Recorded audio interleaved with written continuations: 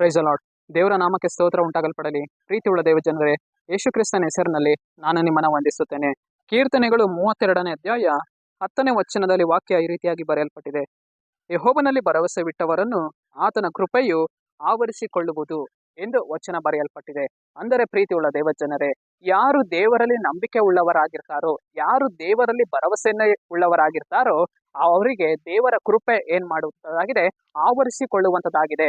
ಅಂದರೆ ಪ್ರೀತಿಯುಳ್ಳ ದೇವ ಜನರೇ, ದೇವರ ಕೃಪೆ ಅದು ನಮ್ಮನ್ನ ಬಲಪಡಿಸಿ ನಡೆಸುವಂತದಾಗಿದೆ. ನಾವು ದೇವರಲ್ಲಿ ನಂಬಿಕೆ ಇಡುವಾಗ, ದೇವರಲ್ಲಿ ಭರವಸೆ ಇಡುವಾಗ, ದೇವರಲ್ಲಿ ನಿರೀಕ್ಷೆ ಇಡುವಾಗ, ದೇವರ ಕೃಪೆ ಅದು ನಮ್ಮನ್ನ ಅನುದಿನವೂ ಆವರಿಸಿ ನಮ್ಮನ್ನ ನಡೆಸುವಂತದಾಗಿದೆ. ಪ್ರೀತಿಯುಳ್ಳ ದೇವ ಜನರೇ, ದೇವರ ಕೃಪಾ ವರಗಳು, ದೇವರ ಒಂದು ಕೃಪಾ ಕಾರ್ಯಗಳು ನಮ್ಮ ಜೀವಿತಗಳಲ್ಲಿ ಪ್ರತಿ ದಿನವೂ ಹೊಸದಾಗಿ ನಮ್ಮನ್ನ ನಡೆಸುವಂತದಾಗಿದೆ. ನಾವು ದೇವರಲ್ಲಿ ನಿರೀಕ್ಷೆ ಉಳ್ಳವರಾಗಬೇಕು. ಆಗ ದೇವರ ಕೃಪೆನ ನಾವು ಅನುಭವಿಸ್ತೇವೆ, ದೇವರ ಕೃಪೆಯಲ್ಲಿ ನಡೆದು ಹೋಗ್ತೇವೆ. ನಮ್ಮ ಜೀವಿತಗಳಲ್ಲಿ ಅನೇಕ ತಡೆಗಳಿರುತ್ತೆ, ಅನೇಕ ಹೋರಾಟಗಳಿರುತ್ತೆ. ದೇವರ ಕೃಪೆ ಯಾವಾಗ ನಮ್ಮ ಜೀವಿತಗಳಲ್ಲಿ ಬರುತ್ತೋ, ಎಲ್ಲ ವಿಧವಾದ ತಡೆಗಳನ್ನ ಕರ್ತರು ಏನ್ ಮಾಡುವವರಾಗಿದ್ದಾರೆ, ತೆಗೆದುಹಾಕುವವರಾಗಿದ್ದಾರೆ. ಸರಿ, ನಾವು ಪ್ರಾರ್ಥಿಸೋಣ. ಅಪ್ಪ ಕರ್ತನೆ, ನಿನಗೆ ಸ್ತೋತ್ರ.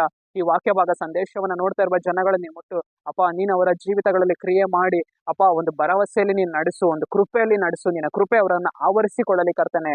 ನಿಮಗೆ ಸ್ತೋತ್ರ ರಾಜ. ನಜರೇತಿನ ಯೇಸುವಿನ ನಾಮದಲ್ಲಿ ತಂದೆಯೇ, ಆಮೇನ್.